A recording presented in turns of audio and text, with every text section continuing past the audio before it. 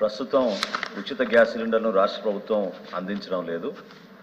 రెండో ప్రశ్నకు సమాధానం, కేంద్ర ప్రభుత్వం చేపట్టిన పథకం ద్వారా ప్రధాన్ మంత్రి ఉజ్వల యోజన పథకం కింద 9,65,361 మంది లబ్ధిదారులకు మొదటి ఉచిత ఎల్పిజి సిలిండర్తో పాటు ఉచిత ఎల్పిజి కనెక్షన్ రాష్ట్ర వ్యాప్తంగా కూడా ఇవ్వడం జరిగింది 2016 నుంచి 2024 వరకు.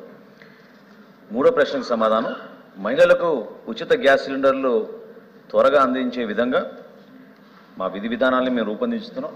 ఎన్డీఏ కూటమి ఎన్నికలప్పుడు మేము చేసిన వాగ్దానాన్ని తప్పకుండా లోతుగా మేము వివిధ శాఖలతో చర్చించుకుని ఈ పథకాన్ని కూడా త్వరలోనే ప్రవేశపెడతాం.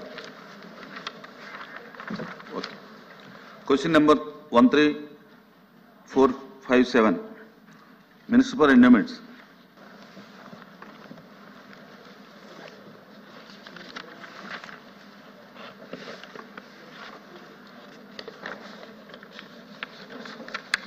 అధ్యక్ష,